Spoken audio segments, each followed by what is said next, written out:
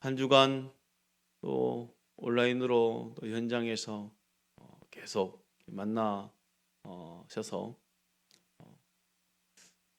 또 이렇게 계속 은혜가 흐르고 있는 것 같고, 미처 또 현장에서 만나지 못해서 온라인으로만 참석하셔서 또 현장 또 주일 예배 오시니까 그것도 은혜고, 여러모로 좀 감사가 있습니다. 시간이 아니라 사명이라는 좀 이게 어떤 제목일까 할 정도로 특별한 제목을 한번 잡아봤습니다. 지난 한 주간 우리는 환난 중에 기뻐하라라는 주제로 2021 영적전쟁 특별 밤기도회를 은혜 가운데 잘 마쳤습니다. 고통 속에서 기도하고 계셨던 우리 주님이 있었다는 것을 알았고, 우리가 환난 가운데 즐거워할 수 있는 이유는 이 환난 때문이 아니라 이 환난을 덮고도 남을 하나님의 은혜와 소망이 더 크다는 것을 알았고, 그러하기에 믿음으로 말미암아 즐거워할 수 있음을 알고, 우리네 피곤한 인생길에서 나에게 힘이 있는 것이 아니라 주를 앙모하는 자에게 성령의 큰 바람을 타고 날아오를 수 있는 힘이 있으며, 이 어려울 때 서로를 돌아보아 서로에게 힘이 되자 했습니다. 무엇보다도 우리에게 가장 큰 힘은 예수 그리스도로 말미암는 무조건적인 사랑이 부어졌기에, 나도 그 무조건적인 사랑으로 하나님께, 나에게, 이웃에게 그 사랑을 베풀며 사는 것이 가장 큰 힘임을 우리 함께 나누었습니다. 참으로 어려운 시기임에도 불구하고 더 감사는 우리 예배가 멈추지 않다라는 것이요, 우리 모두가 예배를 사모하고 있다는 것입니다. 새벽마다 지금 마가복음 말씀을 묵상하고 있어요. 마가복음 말씀을 이렇게 묵상하다가 지금 이제 거의 다 왔거든요. 14장까지 넘어가고 있으니까. 그런데 우리 모든 성도가 또 함께하지 못하는 그런 안타까움이 있어서 오늘 이 새벽 시간에 미처 나누지 못했던 마가복음 말씀 중에 13장에 있는 종말의 징조에 대한 제자들의 그 물음에 대해서 말씀을 더 깊게 나누고자 합니다. 성전이 파괴될 것이라는 예수님의 예언을 들은 제자가 예수님께 묻습니다. 베드로, 야고보, 요한, 안드레, 이 네 명이었습니다. 언제 이런 일이 있을 것이고 그때는 어떤 일들, 어떤 징조가 나타날 것입니까? 라고 물어보는 거예요. 제자들의 질문을 살펴보면 그들이 참 이 종말의 때 정확한 시간에 대해서 참 궁금했던 것 같아요. 제자들 뿐입니까? 우리도 궁금하잖아요. 그 정확한 시간이 언제이고 그때가 되면 어떤 징조가 일어날 것인가 참 궁금하죠. 그런데 이 질문 자체는 굉장히 잘못된 시각입니다. 제자들은 유독 정확한 시간에 대해서 궁금해했습니다. 종말의 때뿐만 아니라 이스라엘의 그 회복의 때도 언제인지를 궁금했던 것을 보면 이 제자들이 참 이 시간, 정확한 시간에 대해서 참 많이 집중했던 것을 알 수 있습니다. 사도행전 1장 6절에 이렇습니다. 그들이 모였을 때 예수께서 여쭈어 이르되 주께서 이스라엘 나라를 회복하심이 이때니까 하면서 회복의 시간도 정확히 알기를 원했다는 것을 보면 이 제자들은 종말의 때 이 시간, 정확한 시간에 대해서 참 궁금해했던 것 같아요. 유독 제자들이 이 시간에 대해서 집착하는 이유가 뭘까요? 하나님 나라를 우리 눈에 보이는 어떤 세상의 나라로 오해했기 때문이에요. 그러니까 저들은 빨리 그 시간이 오기를 바랬던 것 같아요. 하나님의 나라를 이 세상의 나라로 오해했기 때문에, 예수님을 정치적인 메시아로 이해했기 때문에 어서 빨리 예수님이 정권을 잡기만을 기다렸던 겁니다. 그러니 자꾸 그때가 언제인지 궁금한 겁니다. 또한 저들 가운데 이미 교만으로 지금 마음이 자리 잡고 있었어요. 저 사람들보다 내가 더 우월한 영적인 그런 상황 속에서 분명히 그때가 도래하면 내가 한 높은 자리에 차지하겠지라는 그 교만이 싹트고 있었다는 거예요. 그 나라가 도래할 때에 나는 이미 준비가 되었다라는 교만 말이죠. 여러분, 예를 들어서 갑자기 학교에서 뜬금없이 시험을 본다는 거예요. 난리가 났죠. 그런데 유독 시험 본다고 이렇게 표시를 했을 때에 자신 있는 애들은 누굴까요? 준비가 된 애들은 당연한 거 아니냐 하면서 봤을 거 아니에요. 그러니까 제자들의 그 마음 상태가 이런 거예요. 자기들은 예수님과 함께 있었기 때문에 이미 준비가 된 사람이라 이렇게 생각했던 교만이 자리 잡고 있었던 거지요. 종말의 때가 언제이고 그 징조가 궁금했던 제자들에게 예수님은 말씀해 주시네요. 마가복음 13장 5절부터 8절 말씀입니다. 5절 예수께서 이르시되 너희가 사람의 미혹을 받지 않도록 주의하라. 많은 사람이 내 이름으로 와서 이르되 내가 그러하여 많은 사람을 미혹하리라. 난리와 난리의 소문을 들을 때에 두려워하지 말라. 이런 일이 있어야 하되 아직 끝은 아니니라. 민족이 민족을 나라가 나라를 대적하여 일어나겠고 전쟁입니다. 곧 지진이 있으며 기근이 있으리니 이는 재난의 시작이니라 그랬어요. 이 말씀을 우리가 읽으면 무척 당황스럽습니다. 왜요? 이 종말의 징조에 대해서 말씀하는 게 마치 지금 일어나고 있는 그 모든 현상과 똑같거든요. 난리와 난리, 나라와 나라, 이 전쟁이, 또 지진이, 또 기근 가운데 죽어가는 사람들이, 지금도 전 세계에 창궐한 전염병을 보더라도 종말의 징조의 일종으로 생각할 수 있기 때문에 우리가 무척 당황스러운 거예요. 그러나 사랑하는 성도 여러분, 혼란하지 마십시오. 지금은 이미 종말의 시간 속에 있다는 것을 아셔야 됩니다.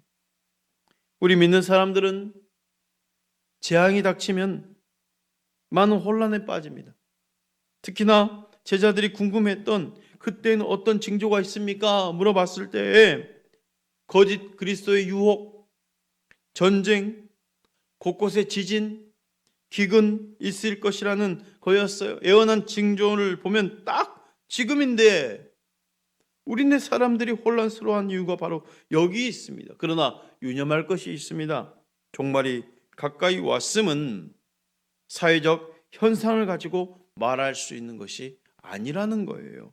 마지막 때가 되어 전쟁과 기근이 더 심하게 일어나는 것이 아닙니다.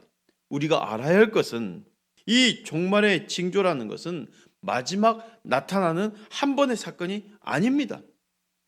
인류 역사를 볼 때 마가복음 13장에 기록된 기근, 전쟁, 지진, 거짓 선지자의 출현은 예수님의 십자가의 부활 이후 일어나지 않은 적이 없어요. 예수님의 부활 이후부터 지금까지 전쟁이며 기근이며 또 나라와 나라의 그런 온갖 상황이며 또 거짓 선지자의 출현이며 없었던 적이 없었다는 거예요. 이미 예수님의 부활 이후부터 종말의 시간이 시작되었다는 거지요. 우리는 이미 종말의 때를 살아가고 있습니다. 종말은 예수님의 십자가 사건 때부터 재림, 다시 오심 때까지의 시간 전체라는 거예요. 예수님이 부활하신 이후 수많은 사람들이 거짓 예수의 탈을 쓰고 사람들을 미혹해 왔었습니다. 오늘날에 와서 특별히 있었던 사건이 아니라는 거죠. 역사 속에서 끊임없이 이어졌던 사건이었다는 거예요. 과거 역사 가운데 기근이며 전쟁이며 지진이며 쉼없이 일어났었잖아요. 지금 코로나 바이러스처럼 과거 역사 가운데 흑사병과 스페인 독감은 수많은 사람들에게 고통을 주고 죽음을 가져왔습니다. 기억해야 할 것은 이겁니다. 마가복음 13장 7절 말씀이에요. 난리와 난리의 소문을 들을 때 두려워하지 말라. 두려워하지 말라. 이런 일이 있어야 하되 이런 일은 당연히 있으되 아직 뭐니라? 끝은 아니니라. 아직 끝은 아니니라. 이런 일이 있어야 돼. 아직 끝은 아니니라입니다. 무슨 말입니까? 끝은 아니니라 했던 것처럼 이러한 징조들은 엄밀히 말해서 세상의 끝의 징조가 아니라는 거예요. 이런 징조들은 뭐예요? 하나님의 심판의 증표인 거예요. 이런 증표를 통해서 우리가 뭘 깨달아야 돼요? 우리 주님이 분명히 다시 오시구나 라는 것을 더 확실히 깨닫는 거예요. 이런 증표를 통해서 정말 확실하구나 라는 것을 깨닫는 거예요. 확신을 갖는다는 거예요. 주님이 분명 다시 오시는구나 라는 그런 확신으로. 그렇다면 두려움이 아니죠. 두려워하지 말라는 것이 바로 이 말입니다. 두려움이 아닌 사모함으로 더욱더 주님을 바라볼 수 있어야 된다는 거예요. 지난 주 중에 제 막내딸 8살 딸아이가 그래요. 같이 밥 먹고 있는데 엄마랑 같이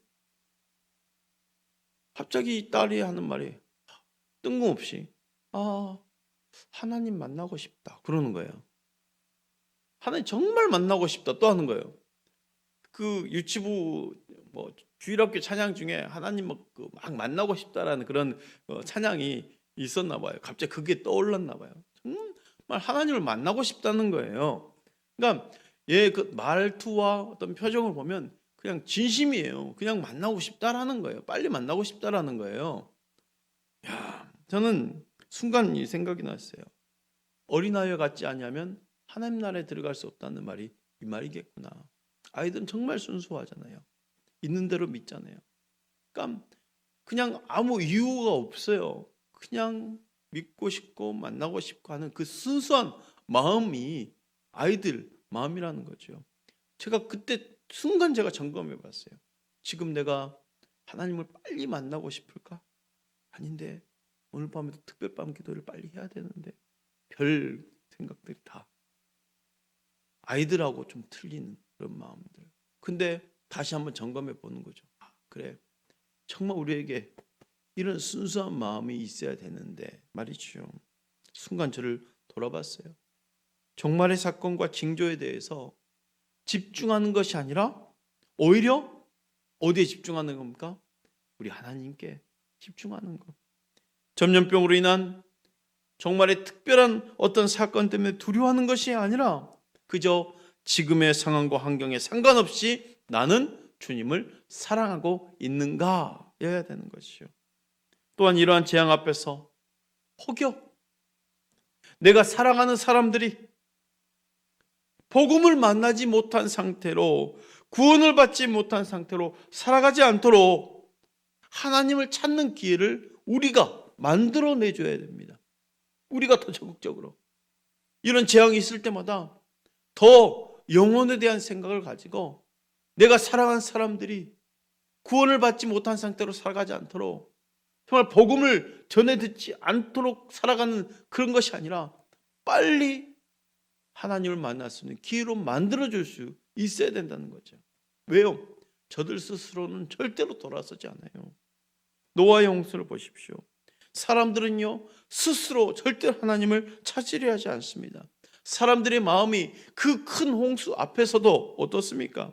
심판이 있었다 해서 그 이후에 사람들이 어떻다는 하나님께 돌아왔습니까? 아닙니다.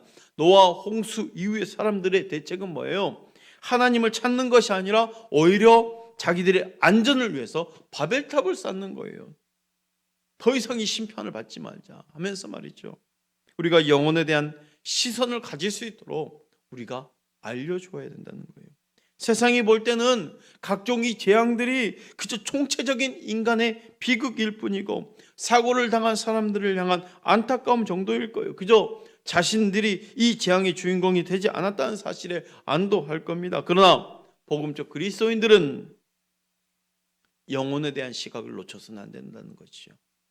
더 분명히 깨달아야 되고 더 분명히 확신을 가지면서 하나님께 집중하며 살 수 있는 기회로 만들어야 된다는 거예요. 우리가 해야 될 것은 두려워하지 말고 내가 오늘 해야 할 기도와 말씀에 집중하며 사는 겁니다. 다시 강조해 말씀드리는 것은 어떤 사회적 현상을 가지고 종말의 긴박성을 조성하면 안 된다는 거예요. 예를 들어서 주님 오실 때가 다 되었는데 학교 다닐 필요가 있니? 곧 주님 오시는데 직장생활 할 필요가 있겠어? 직장도 다닐 필요 없다. 이럴 땐 핍박당하는 현장에 가서 선교하자. 이렇게 일어나면 안 된다는 거예요. 선교를 하지 말라는 것이 아니라 삶을 부정하면서 허공에 떠 있는 듯한 그런 믿음이 대단히 위험하다는 거지요. 어떤 사회적 현상을 근거로 삶을 무너뜨리는 행위는 옳지 않다는 겁니다.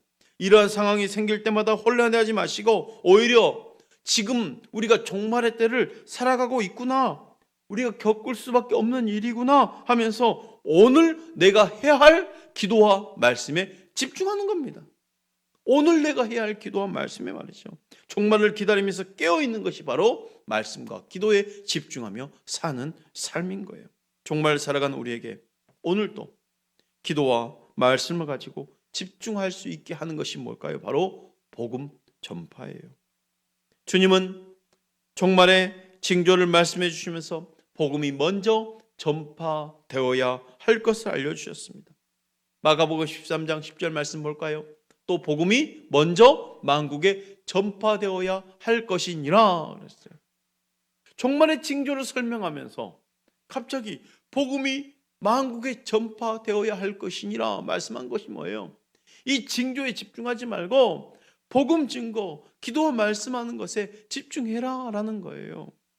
예수님이 다시 오시는 그날까지 우리는 온 힘을 다해서 복음을 전하는 겁니다. 종말의 시기와 때는 우리의 알 바가 아닌 거예요. 그것은 오직 누구의 고난입니까? 하나님의 고난이에요. 예수님도 말씀하시기를 아들도 하지 못한다 그랬어요. 오직 하나님 아버지만 아시는 일이라 했어요. 사도행전 1장 7절 말씀 볼까요? 우리 함께 읽어봅니다. 시작.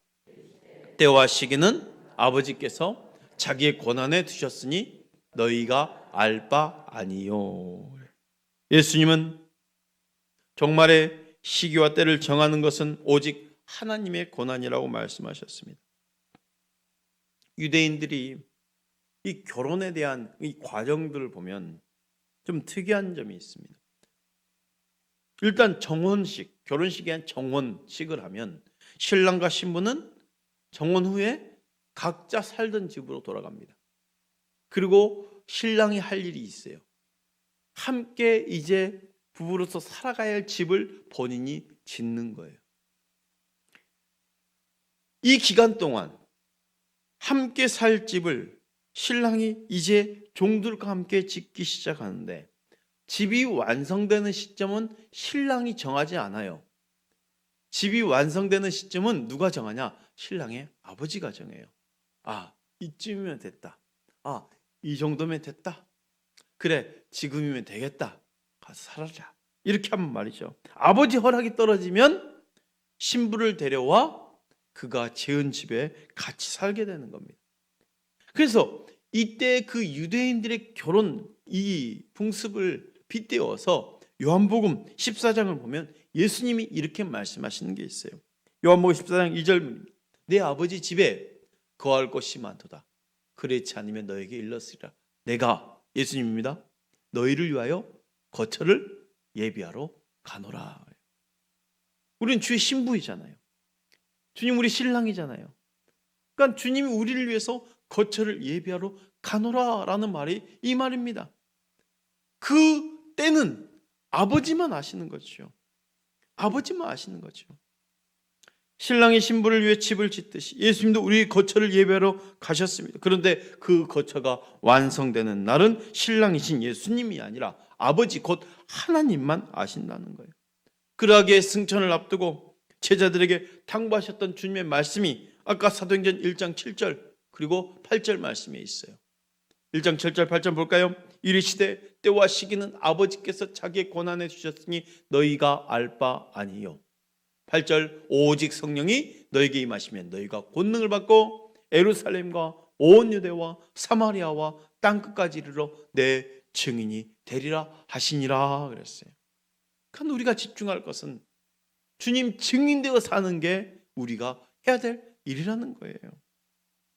종말의 징조와 때와 시기는 아버지의 권한이기에 너희는 그것에 집중하지 말고 오늘의 삶을 살아라 그래요. 어떤 삶입니까?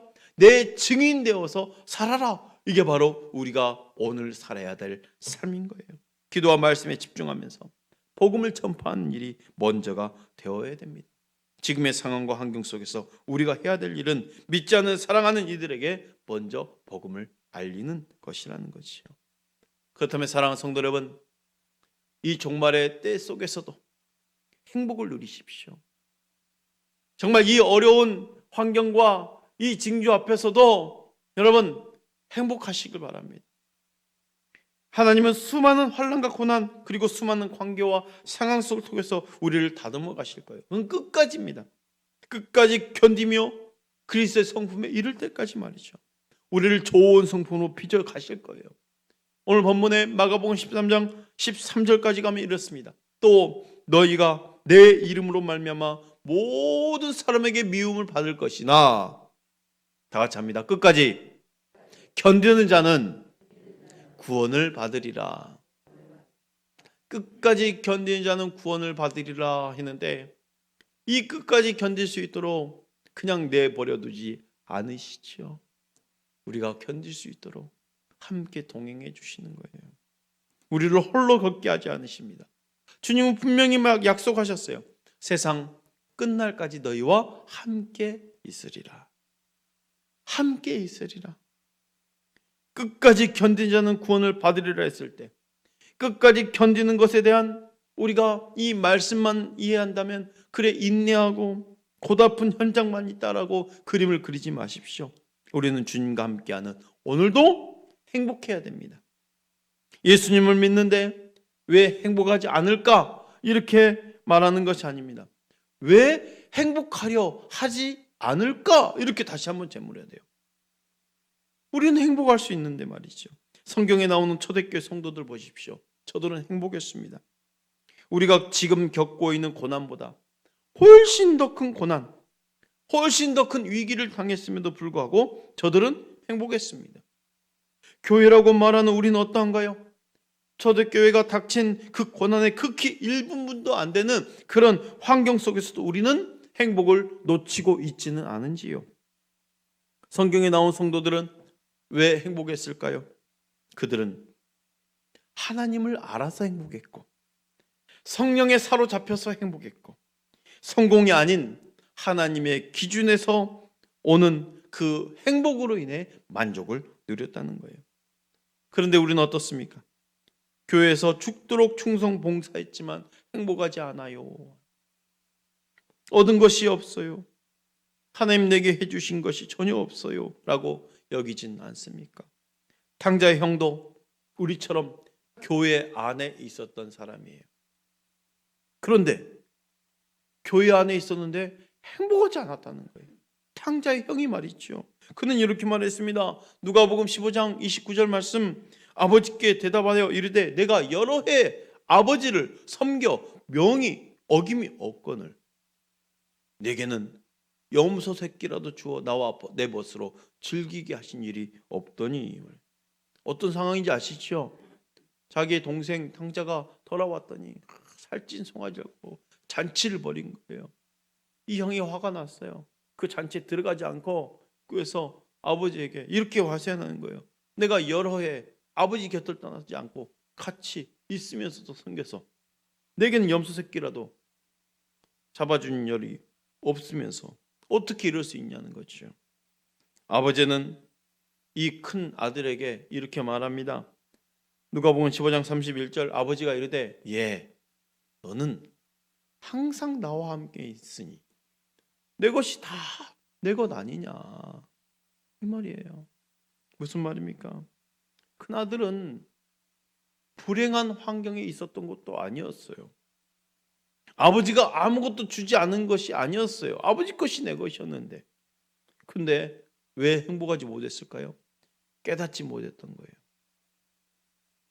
항상 아버지와 같이 있었는데 아버지같이 다 내 것임을 깨닫지 못했던 거예요. 이미 모든 것이 보장되어 있다는 것을 깨닫지 못했던 거예요. 사랑하는 성도 여러분, 우리가 이 환난 가운데서도, 재앙의 징조 가운데서도 하나님을 묵상하면 묵상할수록 행복함이 올라올 수 있어야 돼요. 만족함이 있어야 돼요. 하나님을 생각하면 생각할수록, 하나님을 묵상하면 묵상할수록 감사할 수밖에 없고 행복할 수밖에 없어야 된다는 거죠. 하나님은 너를 만드신 분, 이 찬양 아시지요?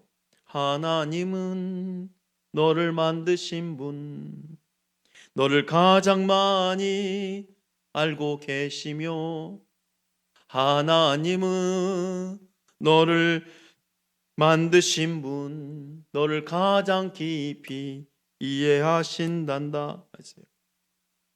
그의 생각이 끝이 없고 그의 자비가 무궁하며 그의 성실이 날마다 새롭고 그의 사랑 끝이 없단다.